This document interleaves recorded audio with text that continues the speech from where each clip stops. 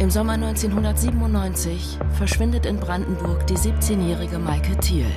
Die Polizei sucht fieberhaft nach der hochschwangeren Schülerin. Das war Micha und seine Mutter. Hab ich gleich gesagt. Obwohl ihre Leiche nicht gefunden wird, werden 17 Jahre später Maikes Ex-Freund Michael Schwenke und seine Mutter wegen Mordes zu lebenslangen Haftstrafen verurteilt. Die Beweisführung kommt zu dem Schluss, dass diese beiden Menschen für den Tod von Maike Thiel und ihrem ungeborenen Kind verantwortlich sind. Seitdem sitzen Mutter und Sohn im Gefängnis. Ich bin unschuldig verurteilt. Ein Alibi hatte er nicht. Wir haben mit dem Verschwinden der Maike Thiel nichts zu tun. Ihre Anwälte kämpfen um eine Wiederaufnahme des Falles. Da sind wir eigentlich überzeugt, dass Frau Schwenke und ihr Sohn Michael freizusprechen sein werden. Menschlich ist es eine Katastrophe, weil dieses vermeintliche Ende, was gefunden worden ist, ja wieder jetzt ein Anfang wird. Und ich glaube, ein schmerzlicher.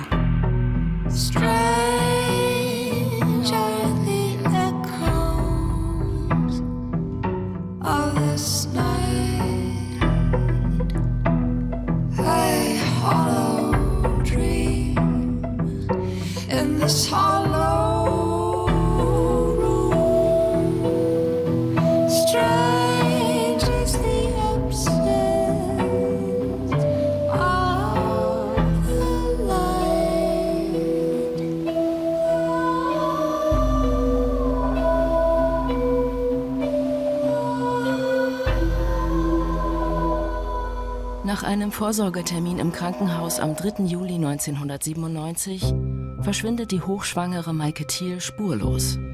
Die Polizei und auch ihre Eltern und Freunde suchen verzweifelt nach der 17-Jährigen. Erstmal sind wir als abgesucht mit dem Auto, mein Mann auch. Und mein Sohn dann, ne? Die haben überall geguckt, wo sie hätte sein können. Aber so viele Plätze gab es ja eigentlich gar nicht, ne? Für die Menschen hier vor Ort, glaube ich, war das eine ganz intensive Zeit. Die haben ja die Suche miterlebt, den Beginn der Suche und viele, glaube ich, doch dramatische Tage und Wochen und Monate. Die Polizei fing an, Maike zu suchen mit einer Hundertschaft, mit Hunden. Es hat inzwischen geregnet und na, meinst du, da findet man noch eine Spur? Nix, gar nichts. Die Ermittlungsbehörden gehen bald von einem Verbrechen aus. Die Besonderheit war, dass wir nicht nur keine Leiche, sondern auch keine Spuren im Sinne von DNA-Spuren, Blutspuren oder Haaren des Opfers noch irgendwo sichern konnten und sozusagen daraus einen möglichen Tatort uns herleiten konnten. Erst 15 Jahre nach Maike Thiels Verschwinden werden ihr Ex-Freund und seine Mutter verhaftet und 2014 zu lebenslangen Freiheitsstrafen verurteilt. Es war wie ein Hammerschlag. Lebenslang, das ist unvorstellbar. Ich bin bis zum letzten Tag davon eigentlich ausgegangen, dass ich freigesprochen werde. Also, dass man da auf die Idee kam, dass nur ein Freispruch rauskommen könne, ist mir eigentlich schleierhaft. Denn die Beweislage war so erdrückend, wirklich. Er ist schuldig, so schuldig, wie man nur sein kann. Wie konnte es in einem Indizienprozess ohne Leiche zu diesen Urteilen kommen? Seit 10 Jahren sitzt Michael Schwenke in der Vollzugsanstalt Berlin-Tegel seine lebenslange Freiheitsstrafe ab. Inzwischen darf er das Gefängnis als Freigänger 2-mal im Monat für ein paar Stunden verlassen.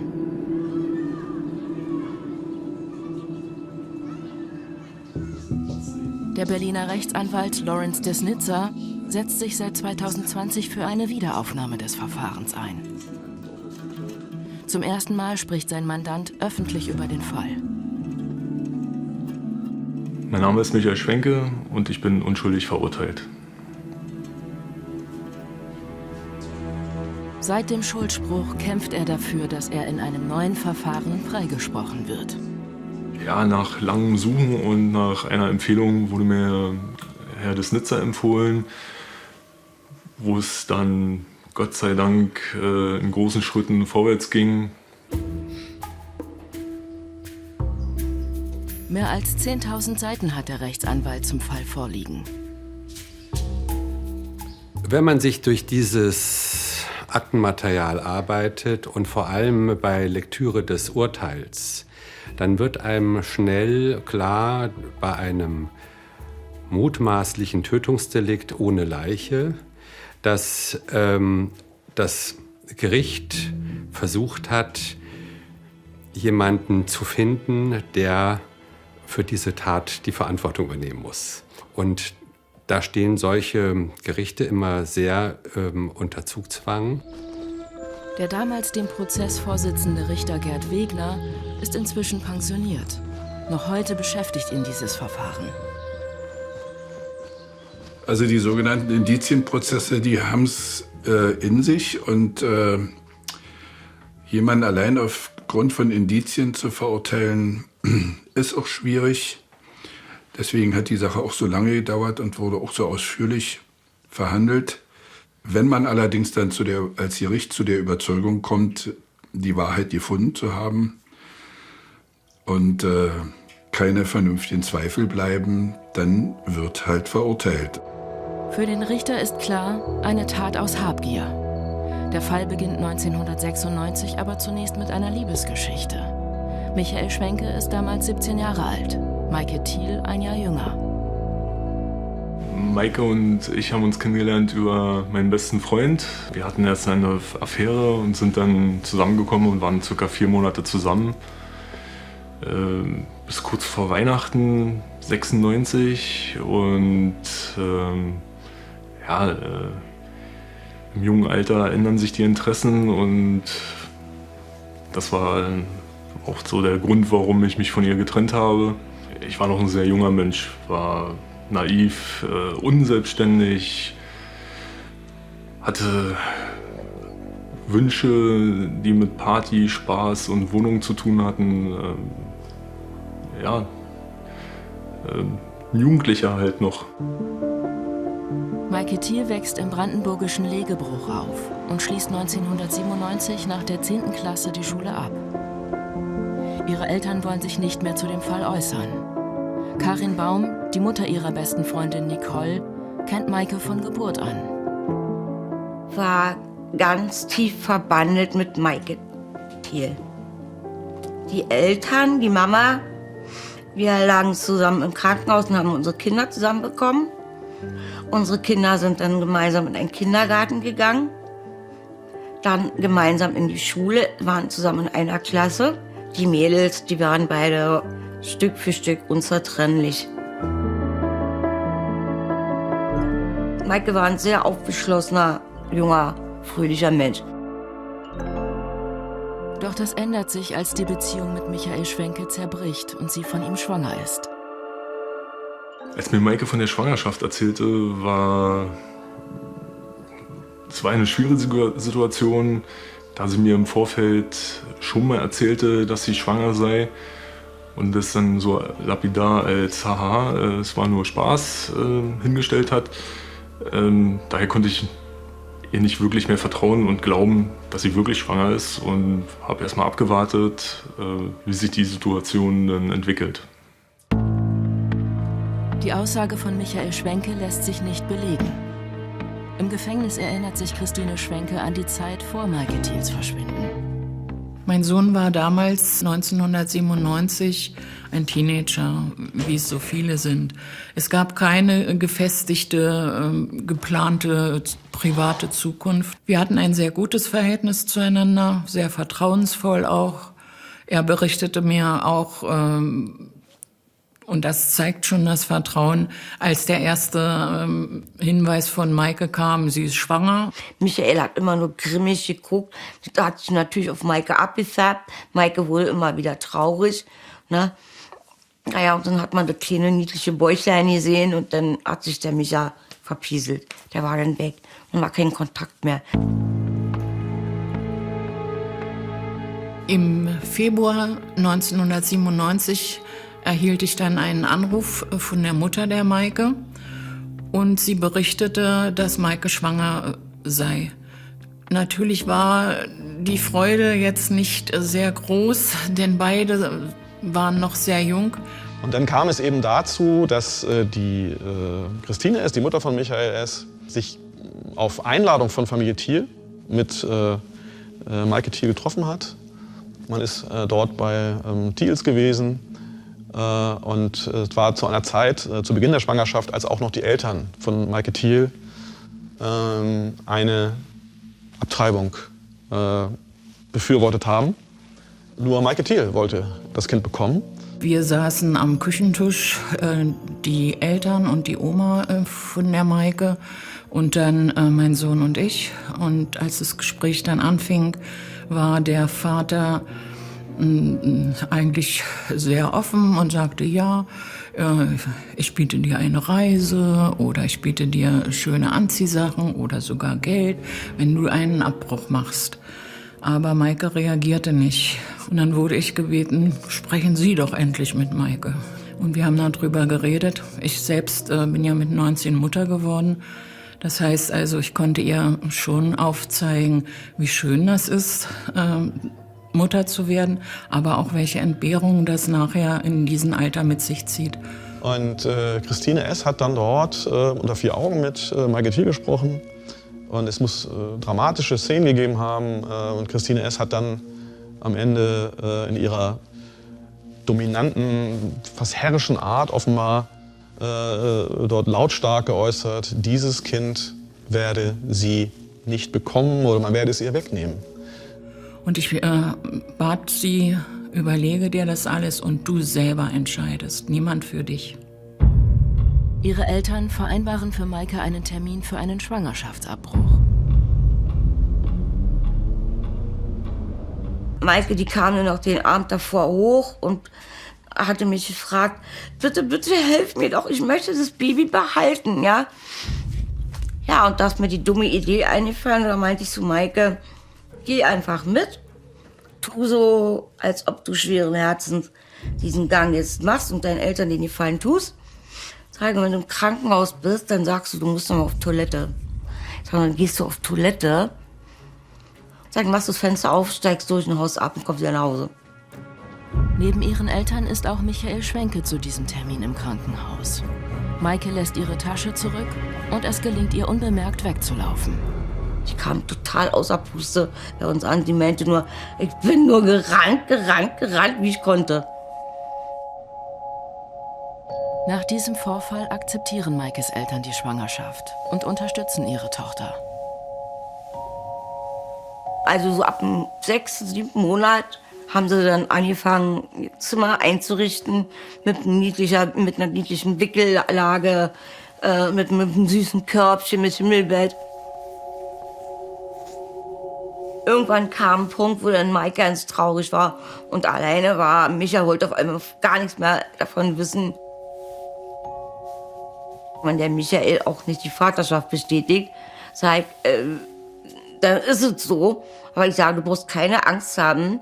Wenn du nichts falsch machst, alles richtig machst, dein Baby nicht vernachlässigst, sagt, dann nimmt dir das niemand weg.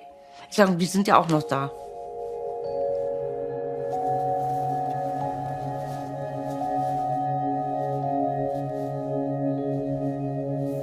Maike ist zu dieser Zeit sehr häufig zu Besuch bei ihrer besten Freundin Nicole. Die jungen Mädels, die hatten Träume, irgendwann mal das zu machen oder da mal hinzufahren. Aber Maike war sich ihrer Verantwortung bewusst, dass sie hochschwanger ist, ein Baby bekommt und für sie ab spätestens Anfang August ein neues Leben anfängt. Sie hatte schon einen Namen für ihr ungeborenes Kind und plante ihre Zukunft als Mutter. Im Gefängnis kämpft die verurteilte Christine Schwenke seit 10 Jahren dafür, dass ihr Fall neu verhandelt wird. Ich habe ganz viele Briefe schreiben müssen, um irgendwelche Erfolge zu haben, um weiterzukommen in den Kampf.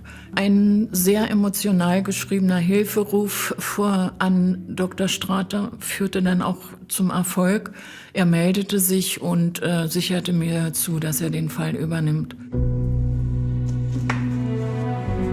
Der Hamburger Rechtsanwalt Gerhard Strate gilt als Experte für Wiederaufnahmeverfahren. Ein Gericht, das nach 15 Jahren glaubt, noch irgendwie zu einem Ergebnis zu kommen, das muss schon sehr viel Mut haben, was den Umgang mit dem Prozess der Wahrheitsfindung anbelangt. Diese 15 Jahre, die kontaminieren natürlich die gesamte Beweiswürdigung. Also ist nichts mehr frisch. Zu Gerhard Strates prominenten Mandanten gehören unter anderem Vera Brüne, Monika Weimar und Gustl Mollert. Die Wiederaufnahme ist quasi das außerordentliche Rechtsmittel, mit dem man ein Urteil, das rechtskräftig geworden ist, gelegentlich auch zu kippen vermag. Aber das ist sehr, sehr selten. Das heißt, ich muss, wenn ich eine solche Arbeit schon angehe, auch die Überzeugung haben, dass ich zumindest eine große Chance habe, die Sache zum Erfolg zu führen. Bei solchen Verfahren arbeitet er in der Regel pro bono, also ohne Honorar. Es ist dann mehr der persönliche Ehrgeiz, also dass man unbedingt auch in diesem Falle der Justiz nochmal demonstrieren will, wie fehleranfällig sie auch ihre Urteile zum Teil erstellt. Und das hat dann auch dazu geführt, dass wir zumindest jetzt einen Ansatz haben, der mir sinnvoll erscheint. Ein Rätsel bleiben die Ereignisse am Tag von Maike Thiels Verschwinden im Sommer 1997. Um 8:50 Uhr hat sie ihren Vorsorgetermin im Kreiskrankenhaus Hennigsdorf. Maike hat vom 2. Juli zum 3. Juli bei uns geschlafen. Ich hatte Frühdienst und Maike ist hoch und hat sich angezogen und fertig gemacht. Dann ist Nicole wach geworden und meinte, du Maike, so ist es nicht doch, pass auf, wenn ich schnell mitkomme. Und Maike meinte, nein, ruh dich mal aus und schlaf noch weiter, denn es dauert nicht lange, ich bin ja gleich wieder da. Ja, und dann ist Nicole zu Hause geblieben und Maike ist nur losgedackelt. Maike Thiel hat ohne ihren Ausweis, ohne ihr Portemonnaie die Wohnung ihrer besten Freundin verlassen. Nur mit dem Mutterpass ist sie aus dem Krankenhaus gegangen, in dem klaren Bewusstsein, ich komme gleich wieder nach der Untersuchung und dann gehen wir zusammen shoppen. Dann kam ich um 2:30 vom Frühdienst. Mein Kind ganz aufgeregt mit Tränen in den Augen. Und Mama, Maike ist nicht zurückgekommen, die ist nicht da.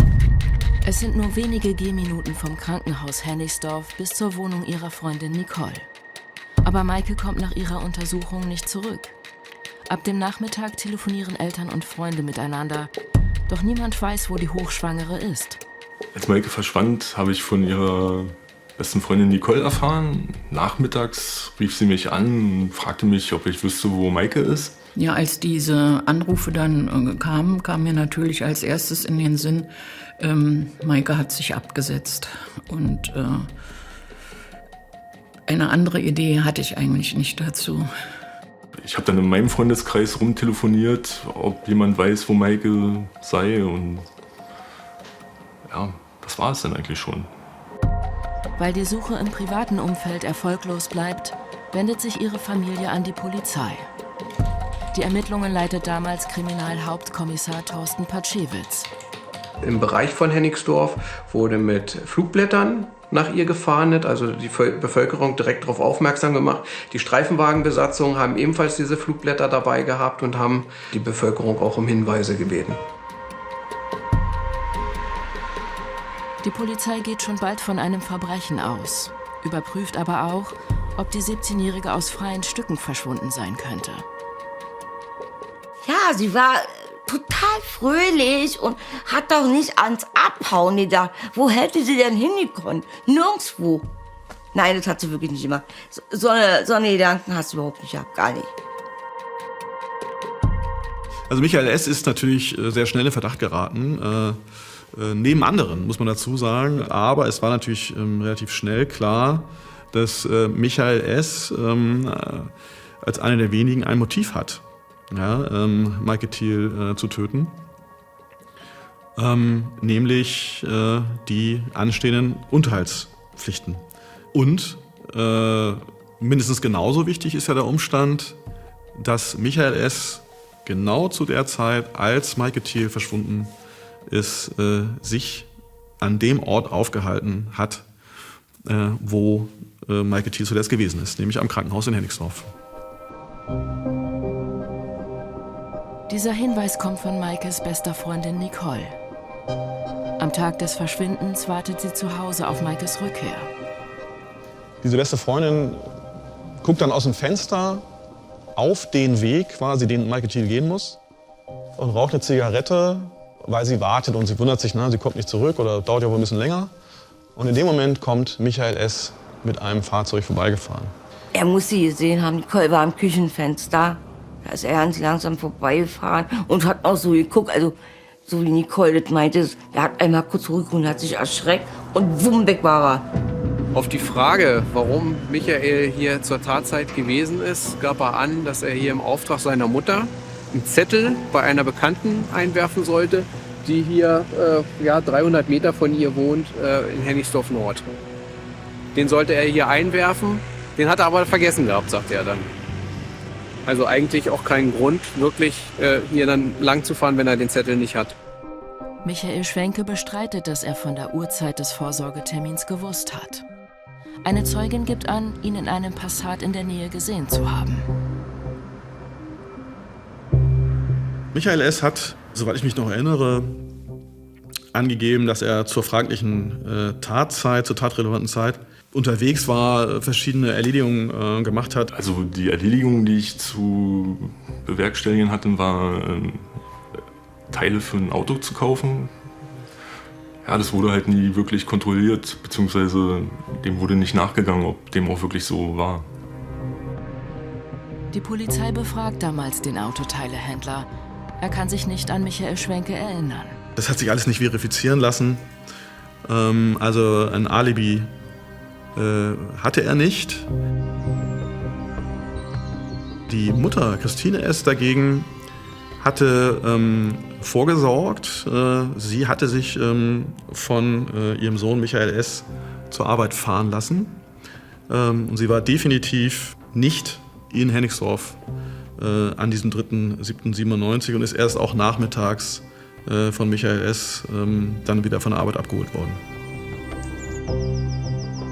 Trotz ihres Alibis werden auch gegen sie Ermittlungen aufgenommen.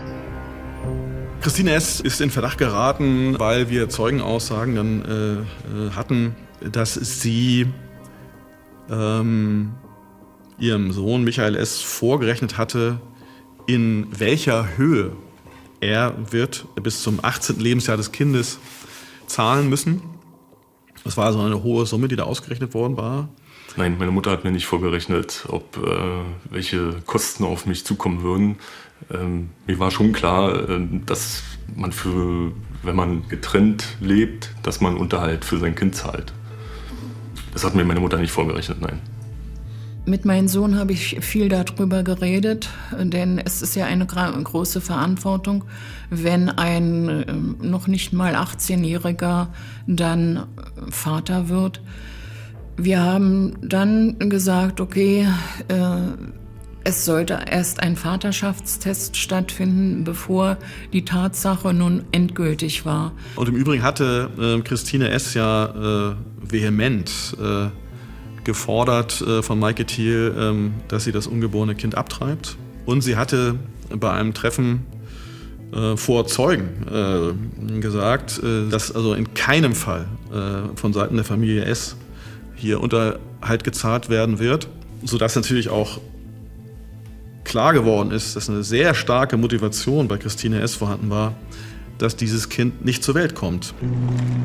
September 2023. Lawrence Desnitzer, der Anwalt von Michael Schwenke, fährt nach Hamburg.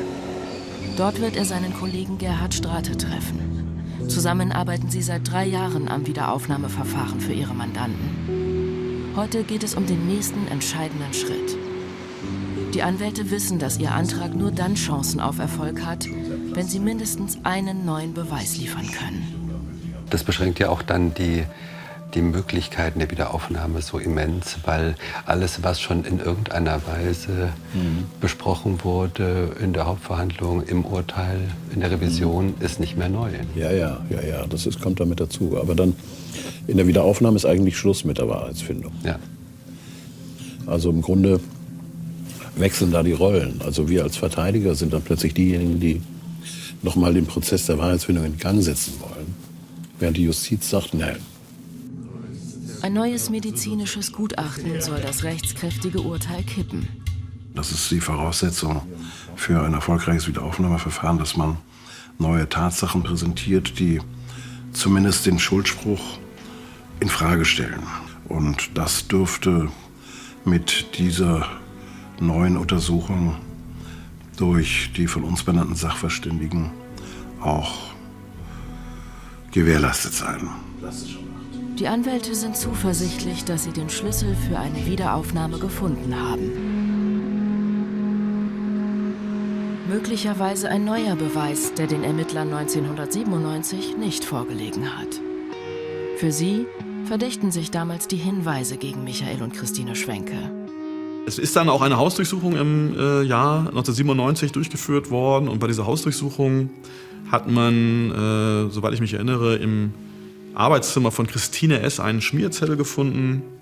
Und auf diesem Schmierzettel stand unter anderem das Datum 3.7.97 mit der Uhrzeit 8.50 Uhr. Und das entsprach genau dem Termin von Maike Thiel im Krankenhaus. Und es war ohnehin klar, dass Michael S. dort am Krankenhaus war, um Maike Thiel zu treffen. Denn er hatte sich am Vortag nochmal vergewissert bei ihr, dass sie dort auch am 3.7.97 um 8.50 Uhr zum Krankenhaus kommt. Das haben mehrere Zeugen also bestätigt. Als ich mit Maike nochmal telefoniert habe, bevor sie verschwunden ist, ging es nicht um den Vorsorgetermin. Ich wusste nur, dass sie diesen Vorsorgetermin mit ihrer besten Freundin Nicole unternehmen wollte. Mehr war mir auch nicht bekannt über ihren Tagesablauf.